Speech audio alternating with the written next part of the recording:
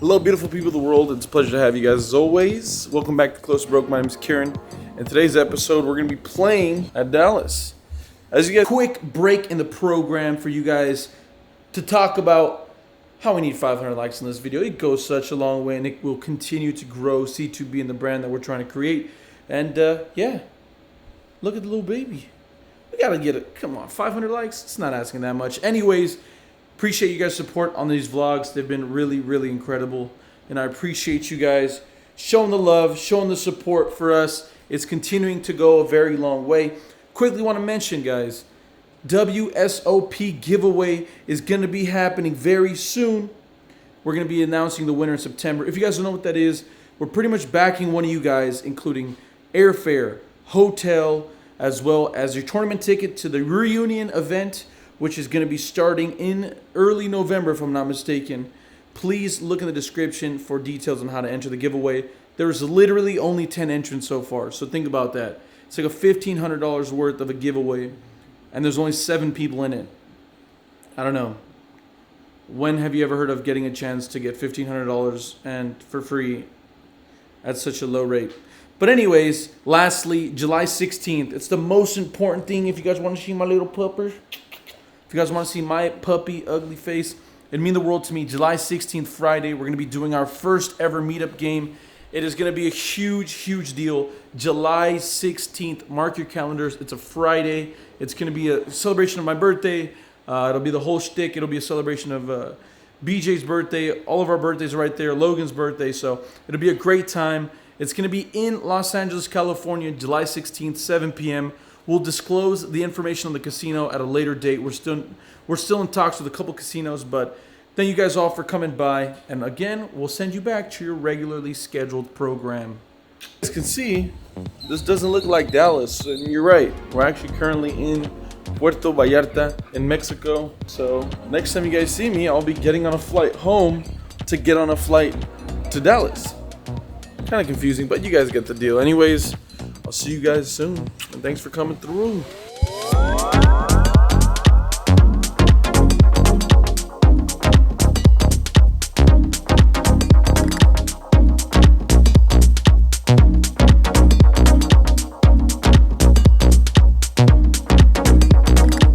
Alrighty, folks, just made it to the apartment. We'll do like a small apartment tour. This is not a vlog channel, you know. This is a poker channel, but how can I ignore this view?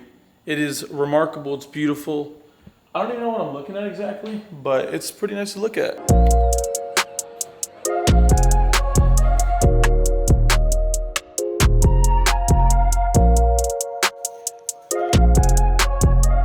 So we're gonna hop right into it. A couple of good hands to talk about in our first session here at Texas. Under the gun, one decides to limp here. It gets folded over to me, which I'm playing under the gun 2 position. I look down at pocket 10s. This is a wonderful spot to isolate here, and we go ahead and do just that, raising to $35. The cutoff, the button, and the big blind all make the call, and we're 4 ways to the flop. The flop is 8-6 deuce monotone board. It's all clubs. I don't have a club in my hand.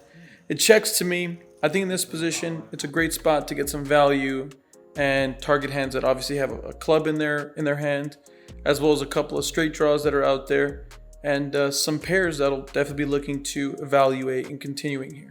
I go ahead and bet $50, so a fairly small size continuation bet, around half pot or just below that. The reason I'm going so small is because it's just such a dynamic board already that I don't think a really large bet would get anything done here. If you have a club draw, I feel like you're going to be calling anyways, so I'm okay with the sizing in this sense. I'm sure if I look back at it, 60% is probably a little better, but where I'm at right now, I'm pretty happy with the bet sizing. At this point, only the button makes the call. Everyone else folds. The turn is the 7 of spades. Again, the action's on me. I think in this position, it's important to continue to bet by getting a little bit of value from the hands that we're still targeting. And again, looking towards the more area of protecting our hand, protecting our equity that we hold in the hand. So I bet $150, so sizing up a tad bit more here. Again, going for that 70% pot, somewhere in that range. And to my surprise, the button, after a little bit of thinking, decides to raise it to $550. Not much to talk about here. It's a little frustrating, especially without a club to continue. So I decided to make the fold.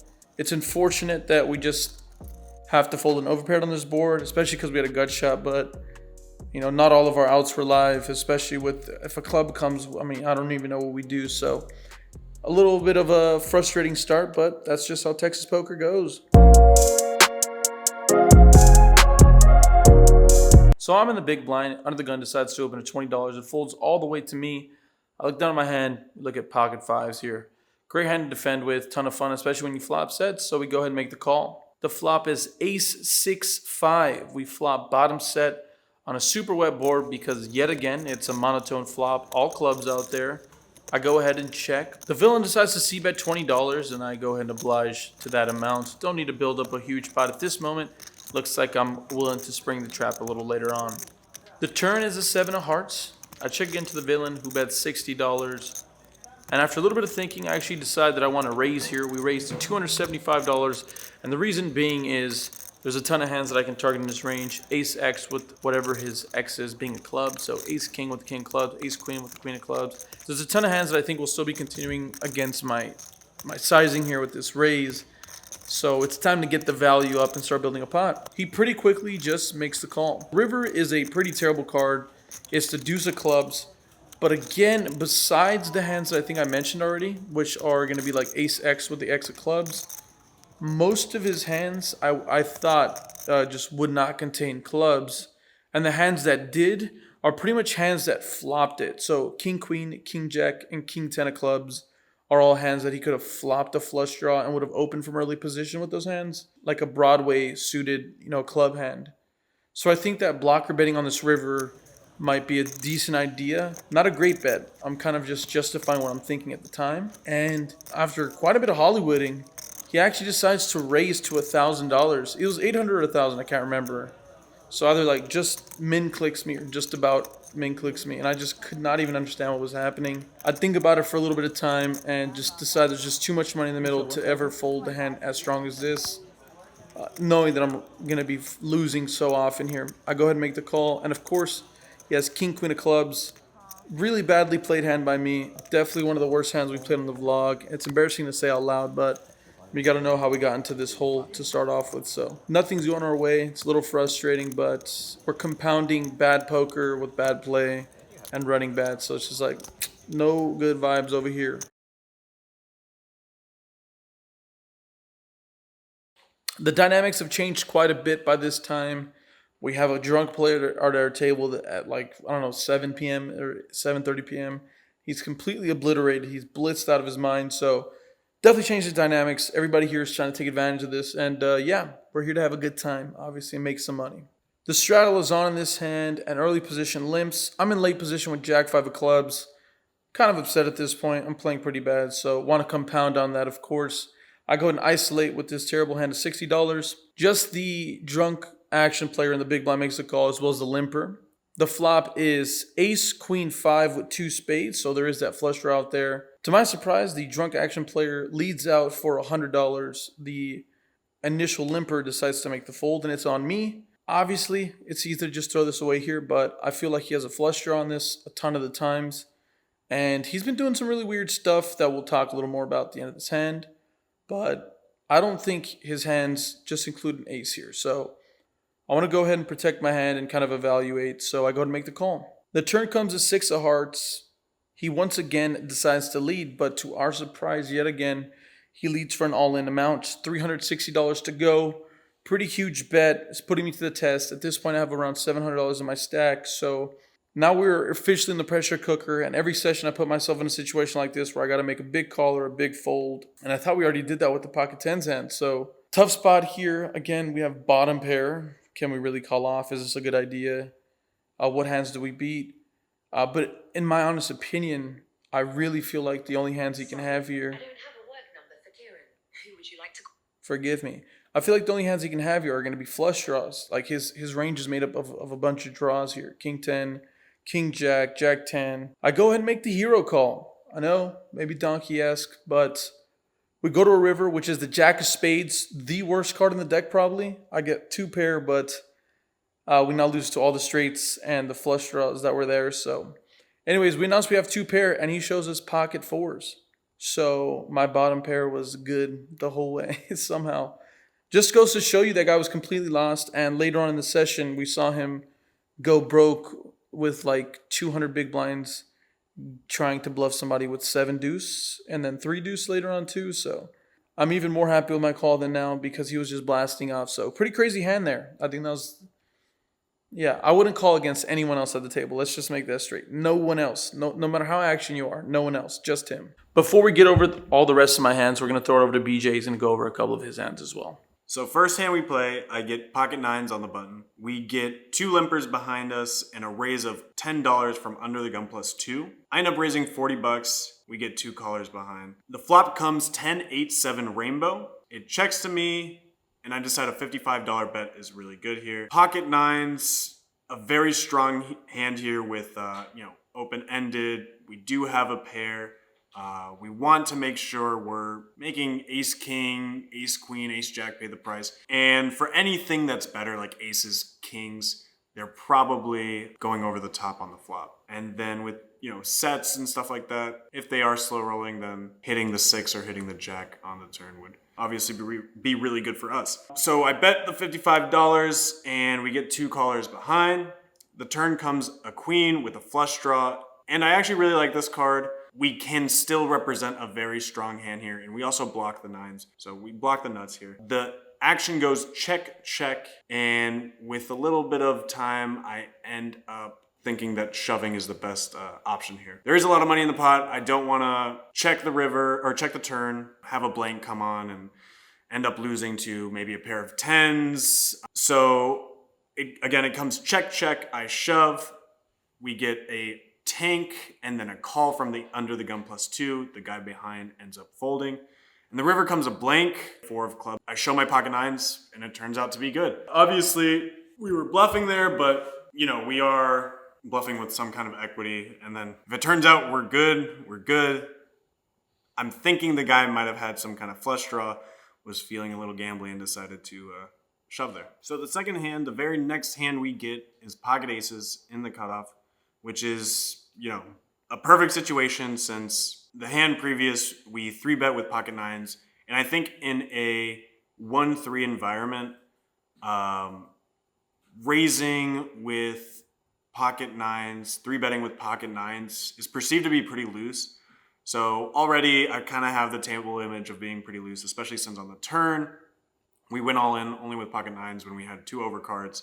And, it was kind of a semi-bluff where we were looking for the open-ended straight on the river if we were to be called. So the aces in the cutoff, we get a limper behind and then a raise of $10 to my right.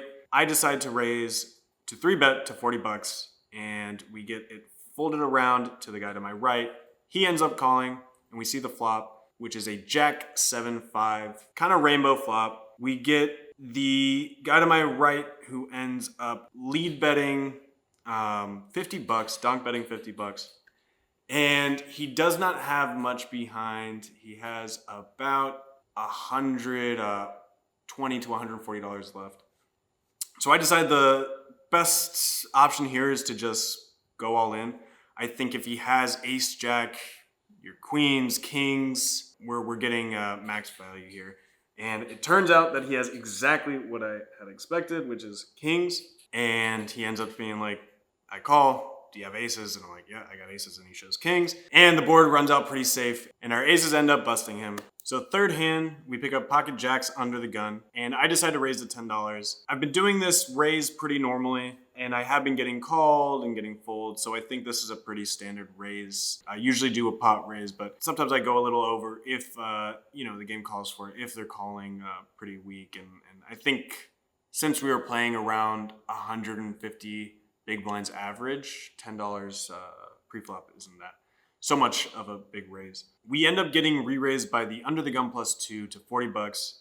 And I call $40 with the jacks. I am out of position, and I think in a lot of situations I do like 4-betting with pocket jacks. However, because this is a 1-3 game, I do find that people's ranges are a little tighter here, and I do want to kind of respect that, and I kind of profile the player as to be a little on the tighter side when he does do 3-bets. The flop comes pretty nice for us. It is queen, queen, 8 with no draws. And I really do like this flop because it's paired board.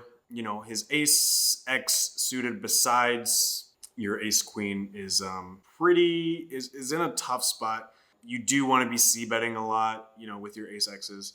And I decided to check to kind of entice that. Again, my range is is pretty wide. It does have a lot of queens in it. It has pocket pairs that are calling. I don't think I have a lot of ace X's that are calling, and he definitely has all the ace X suited in his hand, in his range. So he does just that, and he makes a bet of $45 after I check, and I, of course, end up calling. On the turn comes a 4X, no flush draws. I decide to check again. Very comfortable calling a turn bet. And that's what he ends up doing. He bets $80. And on the river, we get a double paired board. Again, I perceived this guy already as pretty tight. 3-betting with a very polarized range. Not many bluffs, really. Again, this 1-3 game is very tight. I think these guys are pretty ABC poker. I perceive him as very, very tight. And I think on the river, if I were to check, he would I would not know what to do if he went all in because he didn't have much behind. So I make the check, and luckily but not luckily, he checks behind. He said he didn't like the river. It didn't do anything for him, so he ends up checking, and we show our jacks and we take it down. Obviously do like my check. I don't think I get much value here from ace X's. I think my range is very polarized to having a calling on the river, especially with this kind of board. But otherwise, that was kind of our session. After those hands, there wasn't really much that was going on. There was a lot of short stacks that I was kind of stacking with like ace highs and stuff like that, which I wasn't able to record. I apologize for that. We will get hands recorded on the next video. But we ended the day plus 700. Which was a really good session. I don't know if you guys have been following our Instagram. Please follow at Close to Broke. That's where I've been posting a lot of like my hands and my sessions. Yeah, having the $700 win was really nice. And we'll give it over to Kieran to end the session. Thank you guys. Obviously, BJ's session's going a little better than my own, but we still have a couple of hands to finish up here, so we'll go ahead and do just that. No straddle on in this hand. The $5 to go. We have 2 limps before me. I'm in middle position with 9-6 of diamonds. I decide to isolate here to $30. It folds all the way back to the first limper who decides on making the call. The flop is king 7-8 rainbow. So we flop ourselves the open ender here, and he checks to me. Without too much thinking, I feel like, again, continuing the C-bet is a great idea. We're going to be sizing, again, around 50 to 60%. It's a pretty static board texture, so I think 30 to 40% is probably a better idea, but it is what it is. We've bet what we've bet. He bet $40, and he instantly calls. So this guy was a big fan of the snappy stuff, so that's good to me. The turn is the best card in the deck, probably. It's the 10 of diamonds. After he checks to me, I think it's time to start putting some more money in this pot. We bet $140.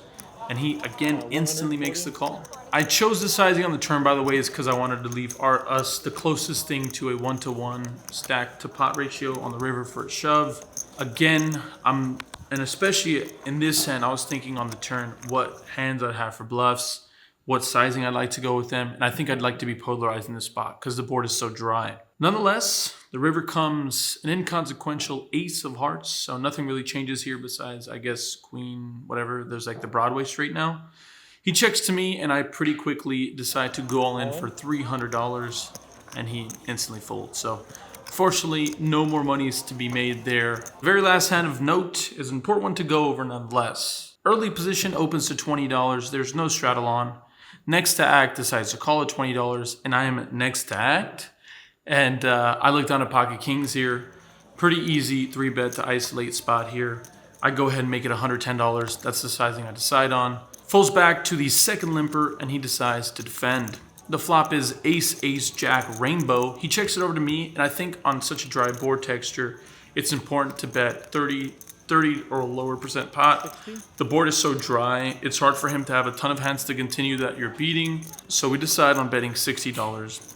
and he thinks about it for quite some time and makes the call. The turn is the 5 of diamonds. He checks it over to me. I think it's time to play pot control, and I decide to check it back as well. The river is going to be a 3, the 3 of hearts to be exact. Not much has changed. If I'm still good, I'm still pretty good. So I'm thinking about what sizing to bet if he checks it over to me. But to my surprise, he decides to lead out for $150. Not much to talk about. This is always going to be a call from me. Sizing's too small. I'm pretty under rep when I just check back the turn, I think. So I instantly call, and unfortunately he shows ace 8 offsuit. So called pretty light pre-flop. We're okay with that. Just unfortunate run out for us, and that just kind of sums up the session. Anytime we had big hands, couldn't get any value, and I won't mention it just because it's just way too long to talk about, but our biggest loss in the whole game was losing a double board bomb pot. It's just way too hard to put into notes and then to make it onto a video. It's just too confusing, but I ended up having top 2 pair on both boards, and I lost because he had a flush draw on both boards. 2 different flush draws. So anyways, it's all good. At the end of the session, we were in for $2,100 and out for $820. So we lose like $1,300 on the session. It's unfortunate. I think it's our biggest loss on the videos series so far. But as you guys heard, PJ did pretty well in his session, making about $700. So at least one of us goes positive here. Still have more poker to play. We probably have a couple more sessions left in us that we'll be recording for you guys. So anyways, as always, love you all dearly. Thank you so much for supporting us, and we'll see you guys on the next episode of Close to Broke. But until then, that was it. Deuces, y'all.